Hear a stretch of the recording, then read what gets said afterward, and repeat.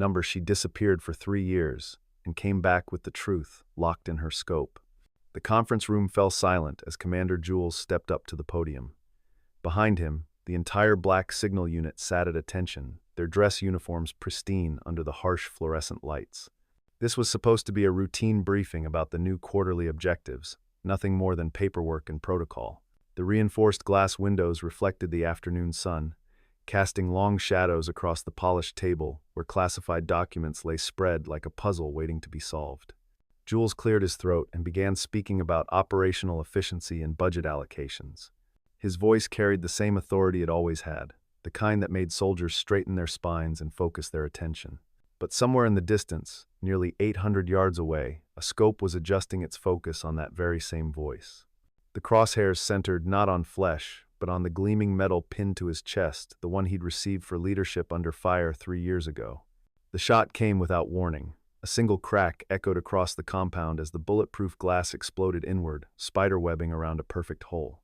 Jules stumbled backward, his hand instinctively reaching for his chest where his medal had been just moments before. The small piece of metal now lay twisted on the floor, smoking slightly from the impact. Blood trickled from a shallow graze across his collarbone, but he was alive. Completely, utterly alive. Chaos erupted in the room. Soldiers dove for cover behind overturned chairs, while others rushed to secure the perimeter.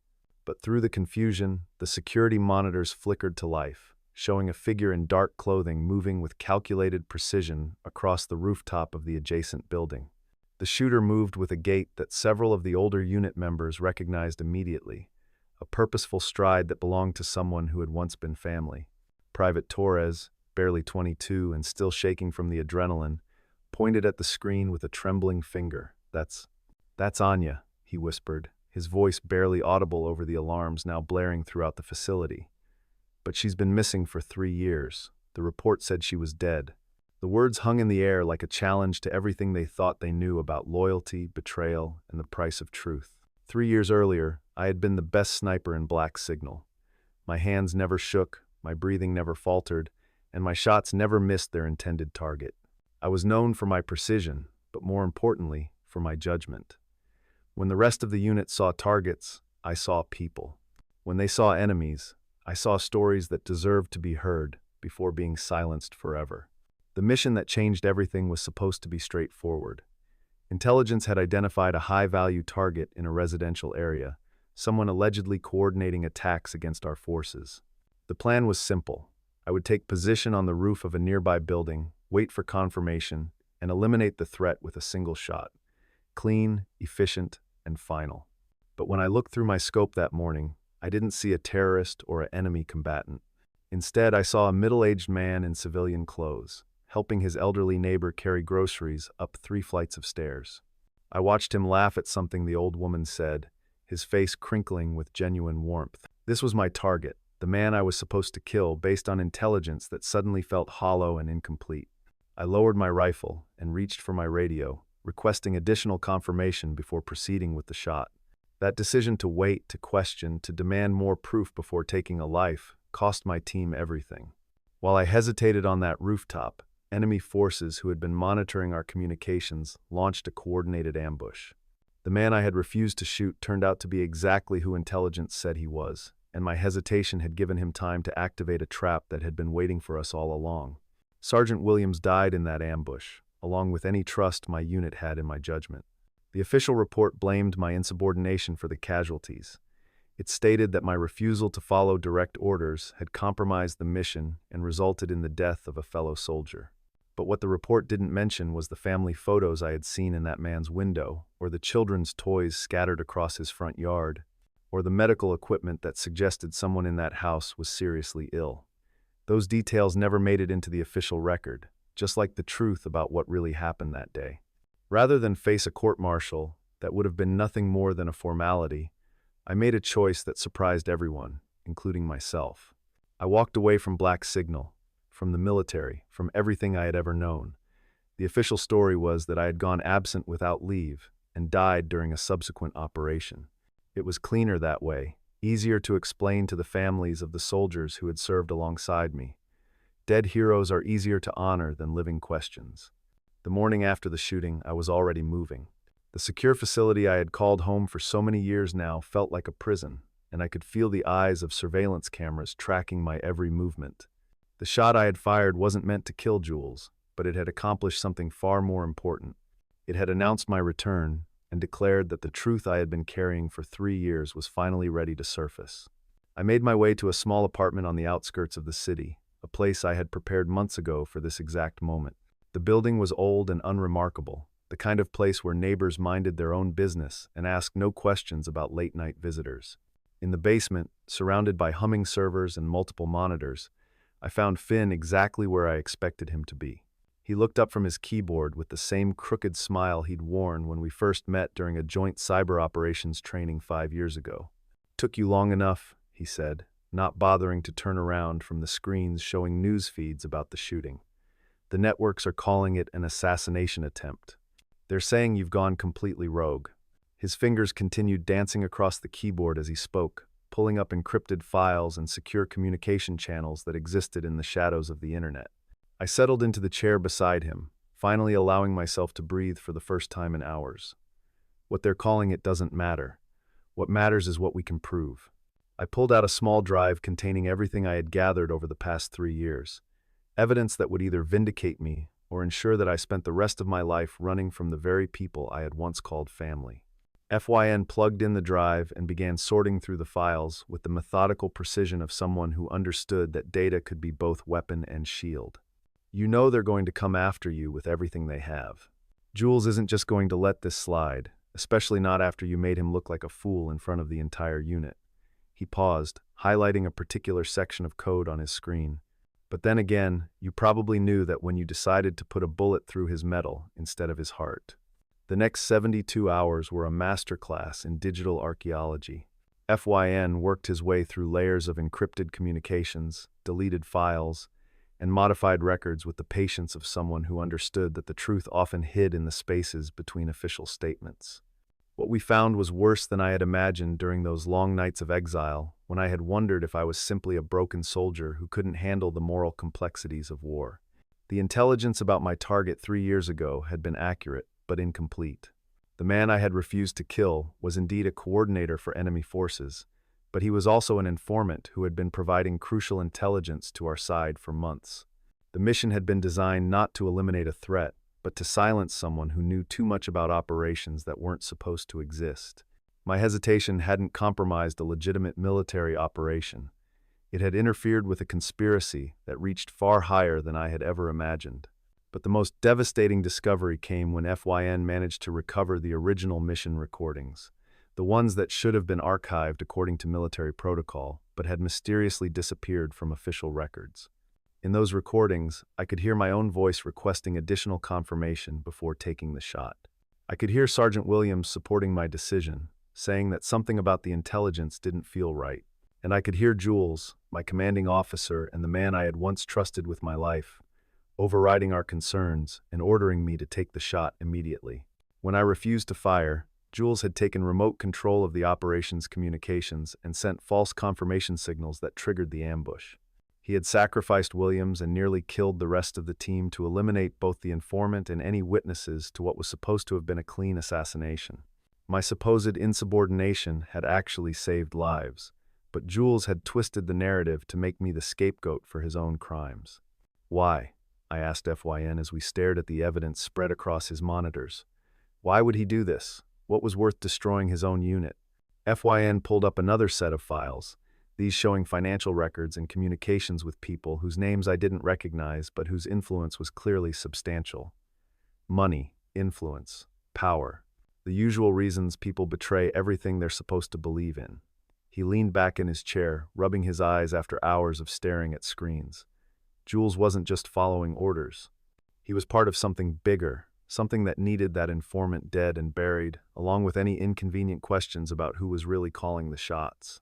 The truth was uglier than simple corruption or cowardice. Jules had been recruited by a network of contractors and officials who were profiting from the very conflicts our unit was supposed to be helping to resolve. They needed the war to continue, needed the chaos and uncertainty that justified their lucrative contracts and kept the money flowing. Informants like my target threatened that delicate balance by providing intelligence that might actually bring conflicts to an end. I had stumbled into something far larger than a single questionable mission. I had discovered a system designed to perpetuate the very problems it claimed to solve, and Jules had been willing to kill his own soldiers to protect it. The medal I had shot off his chest that morning wasn't just a symbol of his supposed heroism.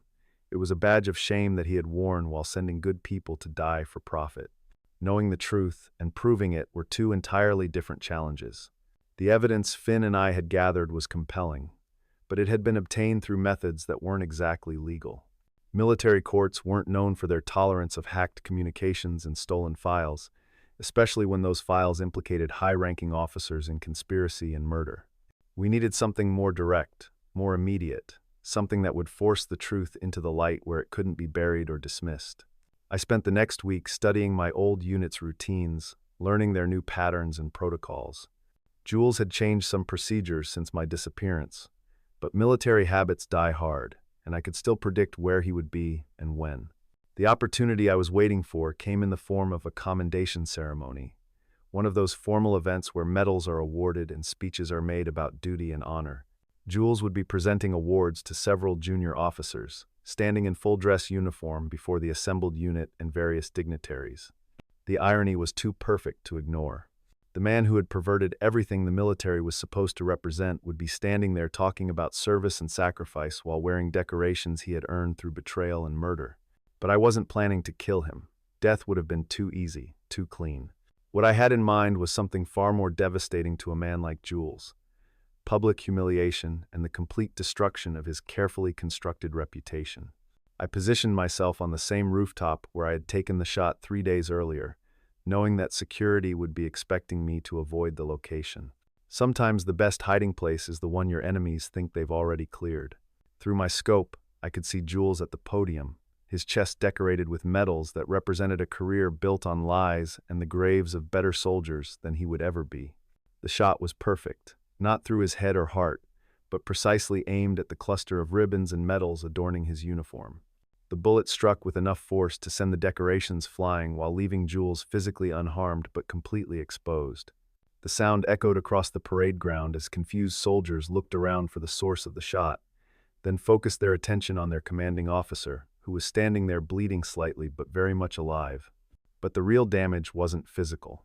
In the seconds after the shot, as Jules instinctively checked himself for wounds, every person in that audience was asking the same question: why would someone shoot the medals instead of the man? What message was being sent, and what did it say about the officer who had just been targeted in such a precise and symbolic way? The answer came 12 hours later when every major news network received an anonymous package containing the evidence FYN and I had spent weeks compiling.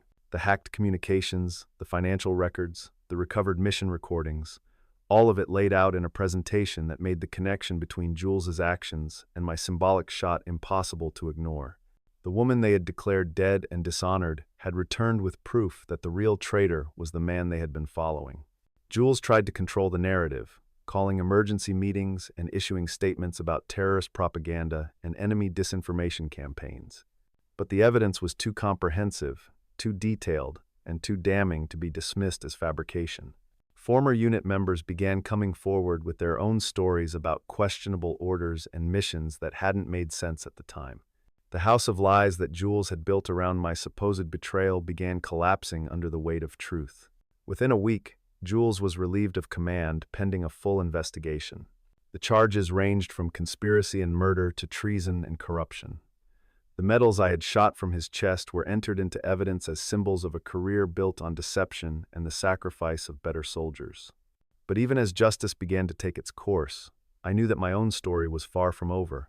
The official manhunt for me intensified as the truth about Jules became public. Military investigators wanted to question me about the evidence I had provided, while prosecutors needed my testimony to build their case. But I had learned too much about the system to trust it completely, even when it was working in my favor. There were others like Jules, other officers and officials who had participated in the conspiracy, and my visibility made me a target for people who had far more resources than a single disgraced commander. So I did what I had done 3 years earlier. I disappeared. But this time, I left behind something more than just questions and speculation. In the mailbox of every officer who had participated in covering up the truth about my supposed betrayal, I left a single unused bullet. Not a threat, but a reminder. A symbol of the shots that could have been taken but weren't, and a promise that justice didn't always require violence to be effective. The message that accompanied each bullet was simple. The truth doesn't need a gun, it just needs enough patience. Some of the recipients understood immediately what those words meant. Others would figure it out over time as their own involvement in the conspiracy came to light. But all of them would remember that the woman they had tried to erase from history had chosen mercy over vengeance, even when vengeance would have been justified. 6 months later, I found myself in a small town whose name doesn't matter, living under an identity that Finn had crafted with the same attention to detail he brought to everything else. The house was modest but comfortable, with a large backyard that backed up to several acres of undeveloped land. It was there that I built a small shooting range, nothing elaborate, just a place where I could maintain the skills that had once defined my entire life. I wasn't hiding anymore, not really. The charges against me had been quietly dropped as part of the larger investigation into the conspiracy Jules had been part of. My military record had been corrected, my supposed betrayal replaced with commendations for integrity under fire and courage in the face of corruption. But I had no interest in returning to a life I had outgrown, to an institution that had failed me when I needed it most. Instead, I found purpose in teaching others what I had learned about precision, patience, and the responsibility that comes with having the power to take life. My first student was the daughter of the family next door, a 12-year-old girl named Sarah, whose father had served 3 tours overseas before coming home to struggle with invisible wounds. She reminded me of myself at that age, all fierce determination and unshakable moral clarity. When you look through that scope, I told her as she learned to steady her breathing and control her trigger finger, you're not just seeing a target. You're seeing the culmination of every choice that led to that moment. The choice to pick up the rifle, the choice to aim, and most importantly, the choice of whether or not to pull the trigger. She nodded seriously, understanding instinctively that we were talking about more than just marksmanship.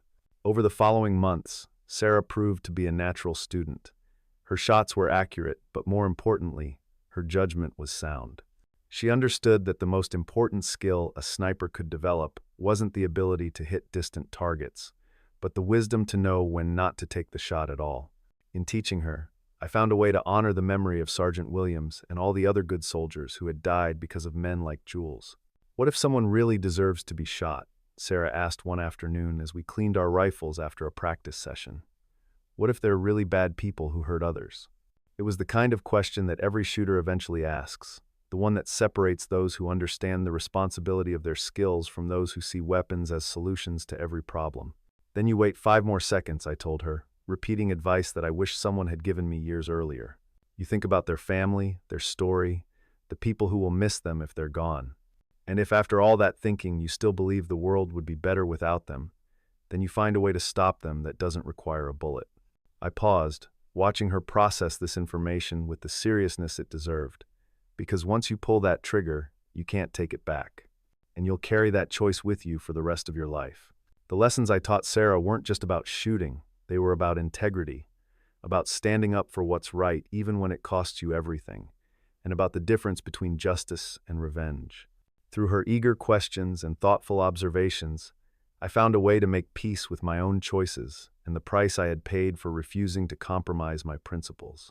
Sometimes, late at night when the house was quiet and the world seemed far away, I would think about Jules and wonder if he understood what he had lost. The conspiracy he had participated in had been exposed and dismantled, but the damage to his life and reputation was permanent. He would spend years in prison, followed by a lifetime of knowing that his name would be associated with betrayal and corruption.